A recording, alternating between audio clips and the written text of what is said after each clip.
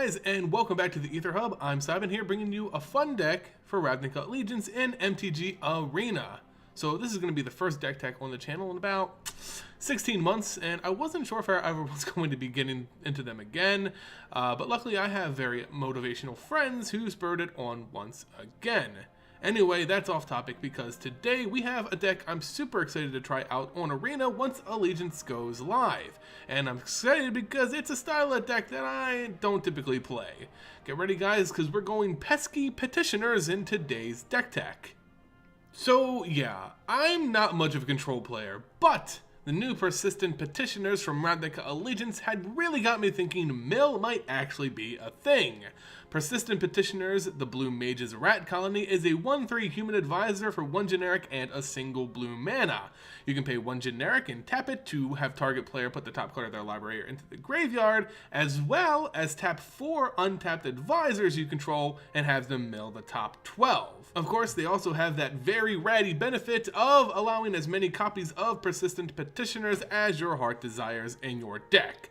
And that's the groundwork and basis for this deck tech. Control the board and hopefully win through activating its second ability twice, which would probably be devastating for the best of one opponent on MTG Arena, likely closing out the game in your favor.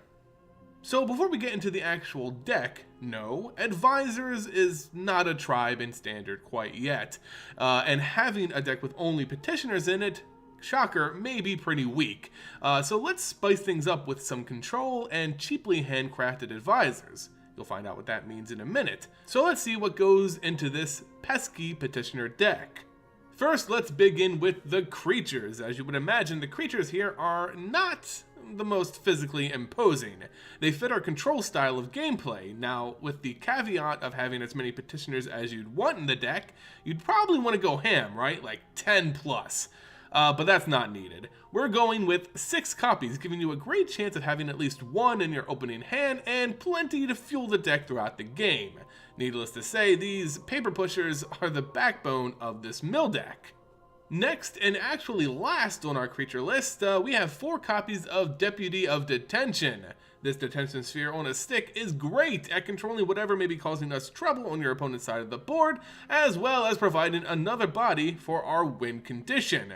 Yes, I know it's not an advisor, so let's fix that. Moving into non-creature spells, a card that can hopefully make this deck actually work is 4 copies of Arcane Adaptation. We've seen this in some demon decks, and it's good at turning any type into a tribal, even the unlikely advisor. Humbly get all of our creatures into the bureaucracy, giving us more tapped advisors and more cards milled. Now, I know there aren't a lot of creatures in this deck yet, and you're wondering what's the point of Arcane Adaptation? Well, that's where some Thopter-making spells can come into play.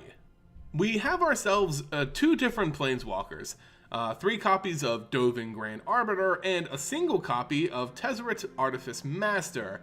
What they both have in common is not only do they work for Bolas, but they also make Flying Thopter tokens. This is why I called them handcrafted advisors at the beginning of the video. See, referencing back a little bit.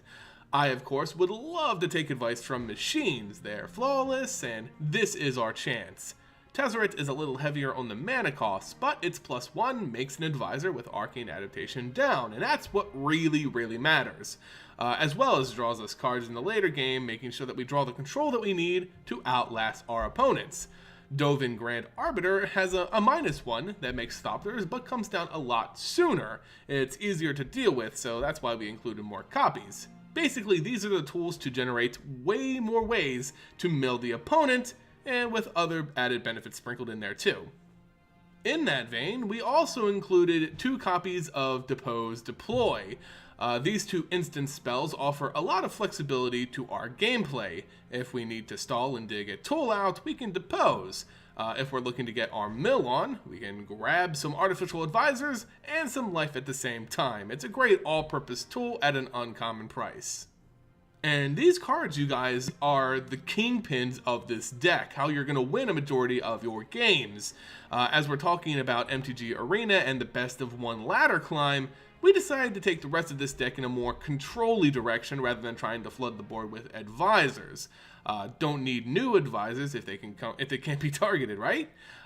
Yeah, so I know I hate myself for saying that because I'm not really a control player and it's against my nature, but still, we need a way to protect our investments as they take everything our opponents hold dear. We want to protect our advisors and our prized petitioners with 2 copies of Quench, a reliable cheap counterspell, as well as 3 copies of Absorb, which costs a little bit more, but with no downside, and some added life that could help us hold off against some aggro decks. Obviously, these are important to stop the removal of our advisors, as well as the most dreaded of all, board wipes. Kaya's Wrath is coming with Ravnica Allegiance, and if our board is empty, we lose the game. So always make sure you know what and when to counter. And not really a counter spell, but 3 copies of Settle the Wreckage are included because, well, it's Settle the Wreckage. The card's insane. Stop big bomb monsters like Carnage Tyrant, as well as aggro players trying to rush us down. The rest of the cards in our deck are dedicated to drawing, thinning out the deck, and getting the tools we need to win. 2 copies of Search for Azcanta to help draw and search for crucial counterspells or planeswalkers, 3 Thaumatic Compass to give us a non-legendary way to thin out our lands while also controlling the opponent's creatures, Spires of Orzhaka is a nightmare for aggro and stompy decks, and finally 3 Chemister's Insight for pure draw. This card is just amazing. We'll have plenty of land, and you'll draw 4 cards per one copy of this card, you know? It also gives us a good outlet to dump maybe useless copies of Arcane Adaptation, which can be a little frustrating if you keep them in hand. And lastly, the land makeup will be as you would expect. We want as many good duels as you can muster, although any and all would work well in this color scheme, so 4 copies of Hallowed Fountain and Glacial Fortress would be ideal. 3 copies of Field of Ruin would help against mirror control matchups to blow up their own Azcantas, and a couple copies of Arch of Orzhaka to help us draw. We can build a pretty big board with all of our enchantments and creatures, so ascending shouldn't be that big of an issue. Of course, round all that out with 6 islands and 5 planes, and we got our deck. And there you go, guys, our build for pesky petitioners to control and mill our opponents in MTG Arena. So, some great points about this deck are that it seems to cover a lot of general threats you'll see in the ladder climb. The Deputy of Detention, Settle the Wreckage, and general sorta okay toughness of our creatures means that we can stand up to aggro decks, while our counter spells can take care of, well, basically everything else. We wanted to make this as general as possible to get as many wins in the climb as we could. Now, one glaring weak point to this deck is its narrow win condition. We win with either flooding the board with Thopters from Planeswalkers or milling them to defeat. If our Persistent Petitioners, for example, are controlled, we'll be in trouble. And as I said before, board wipe is basically a GG. We also don't do too well against decks that utilize the graveyard. Undergrowth is a huge Achilles heel, and God forbid if they have some kind of reanimation stuff going on. Jumpstart also has a pretty decent pull against this deck. However, this is best of 1, and with this deck, you'll surprise and take down a lot of your opponents on MTG Arena. Plus, it's fun and frustrates your opponents, so what could be better, right?